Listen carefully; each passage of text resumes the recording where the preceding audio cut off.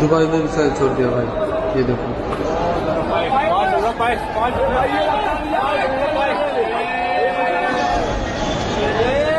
ये दानवी metro station के बगल में गिर रहा है। देखो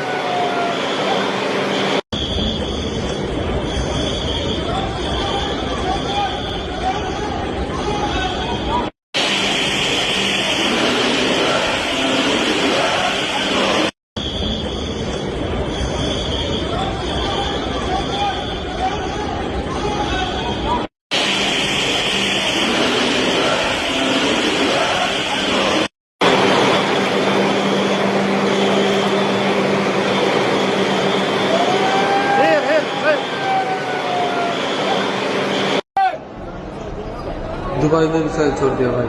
ये देखो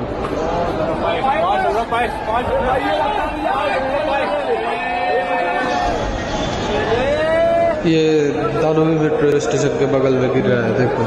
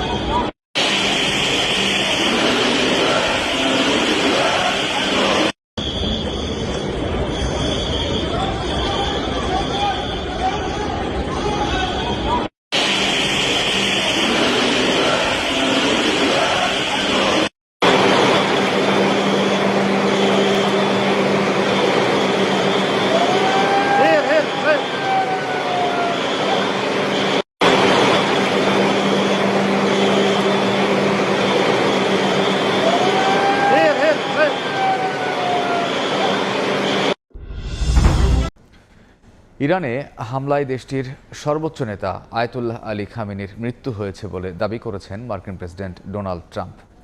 একই দাবি করেন ইসরায়েলি প্রধানমন্ত্রী বেনিয়ামিন নেতানিয়াহু, যদিও এই দাবি নাকচ করেছে ইরান।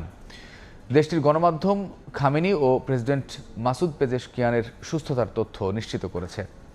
চলমান পাল্টাপাল্টি হামলায় ইরানে নিহতের সংখ্যা 2 শতাধিক ছাড়িয়েছে। এদিকে মধ্যপ্রাচ্যের বিভিন্ন দেশে মার্কিন সামরিক ঘাঁটিগুলোতে হামলা অব্যাহত রেখেছে ইরান। পাল্টাপাল্টি আক্রমণ চালিয়ে যাচ্ছে তেহরান ও তেল আবিব ওয়াশিংটন। দুই পক্ষেরই বাড়ছে হতাহতের সংখ্যা। 24 ঘন্টার মধ্যে ইরানের অন্তত 24টি প্রদেশে আক্রমণ চালানো হয়। নিহতের সংখ্যা দাঁড়ায় 2 শতাধিক। সরকারি ও সামরিক স্থাপনার পাশাপাশি 2টি স্কুলেও হামলা চালায় নেতানিয়াহু বাহিনী। পাল্টা জবাবে ইসরায়েল, কাতার, বাহরাইন, সংযুক্ত আরব আমিরাত সহ বিভিন্ন দেশের মার্কিন স্থাপনায় হামলা চালায় ইরান। পশ্চিম তীর, জেরুজালেম ও তেল আবিবের আকাশে ইসরায়েলের প্রতিরক্ষা ব্যবস্থাকে সেগুলো প্রতিহত করতে দেখা যায়। ইসরায়েল জুড়ে সাইরেন বাজানো হয়, জনসমাগম নিষিদ্ধ করা হয়, স্কুল কার্যালয় বন্ধ এবং হাসপাতালের রোগীদের ভূগর্ভস্থ স্থানে সরিয়ে নেওয়া হয়। দেশব্যাপী জরুরি অবস্থা ঘোষণা করেন প্রতিরক্ষামন্ত্রী ইসরায়েল কাটজ। দুবাইয়ের পাম জুমেইরা এলাকায় বিস্ফোরণের দৃশ্য দেখা যায়। ফেয়ারমন্ট দ্য পাম হোটেলের কাছে আগুন লাগে বলে নিশ্চিত করে দুবাই সরকার। বাহরাইনের রাজধানী মানামার সিফ জেলায় একটি আবাসিক ভবনে অগ্নিকাণ্ডের ঘটনা ঘটে। এ অবস্থায় ইরানের সুপ্রিম ন্যাশনাল সিকিউরিটি কাউন্সিলের শীর্ষ কর্মকর্তা আলী লারিজানি কড়া বার্তায় বলেছেন, ইসরায়েল ও যুক্তরাষ্ট্রকে অবিস্মরণীয় শিক্ষা দেওয়া হবে। একই সুরে পররাষ্ট্র মন্ত্রণালয়ের মুখপাত্র ইসমাইল বাঘেরি আন্তর্জাতিক আইনের কথা তুলে ধরে বলেন, ইরান আত্মরক্ষার অধিকার প্রয়োগ করছে। আল জাজিরাকে দেয়া সাক্ষাৎকারে তিনি এই হামলাকে অপ্ররোচিত আগ্রাসন হিসেবে বর্ণনা করেন। এদিকে সর্বোচ্চ নেতা আয়াতুল্লাহ আলী খামেনির মৃত্যুর গুঞ্জন ছড়িয়ে পড়েছে। মার্কিন প্রেসিডেন্ট ডোনাল্ড ট্রাম্প সামাজিক যোগাযোগ মাধ্যম ট্রুথ সোশ্যালের এক পোস্টে বলেন, খামেনি মারা গেছেন। ইসরায়েলের প্রধানমন্ত্রী বিনিয়ামিন নেতানিয়াহু একই সংবাদ দেন, যদিও নেতানিয়াহুর এই দাবি প্রত্যাখ্যান করেছে ইরান। দেশটির গণমাধ্যমের সংবাদে জানানো হয়, খামেনি এবং প্রেসিডেন্ট মাসুদ পেজেশকিয়ান দুজনই বেঁচে আছেন এবং আন্দোলনে সুস্থভাবে নেতৃত্ব দিচ্ছেন। নিহত হয়েছেন ইরানের সর্বোচ্চ ধর্মীয় নেতা আয়াতুল্লাহ আলী খামেনি। দেশের বিপ্লবী গার্ডস আইআরজিসির নিউজ আউটলেট ফার্স্ট নিউজ নিশ্চিত করেছে এই তথ্য। এছাড়া দ্য তাসনিম এবং ইরান ইন্টারন্যাশনালও জানিয়েছে শনিবারের বিমান হামলায় মৃত্যু হয়েছে খামেনির। জানা গেছে শনিবার সকালে চালানো হামলাতেই মারা যান তিনি। যুক্তরাষ্ট্র ইসরায়েলের যৌথ অভিযানে এছাড়াও মারা গেছেন খামেনির মেয়ে জামাই এবং নাতি। এরই মধ্যে 40 দিনের শোক ঘোষণা করেছে ইরান। ইরানের সর্বোচ্চ নেতা বেঁচে আছেন নাকি মারা গেছেন তা নিয়ে শনিবার থেকে ছিল ধোঁয়াশা। মার্কিন প্রেসিডেন্ট ডোনাল্ড ট্রাম্প সহ ইসরায়েল শনিবার থেকেই খামেনির মৃত্যুর খবর জানালেও বেশ কয়েকজন শীর্ষ কর্মকর্তার বরাতে আরবের গণমাধ্যমগুলো বলছিল বেঁচে আছেন ইরানের সর্বোচ্চ নেতা। এর আগে ইরানের পররাষ্ট্রমন্ত্রী আব্বাস আরাকচি দাবি করেন, খামেনির মৃত্যুর খবর সত্য নয়, নিরাপদে আছেন ইরানের প্রেসিডেন্ট, সুপ্রিম ন্যাশনাল সিকিউরিটি কাউন্সিলের সেক্রেটারি এবং পার্লামেন্টের স্পিকারও।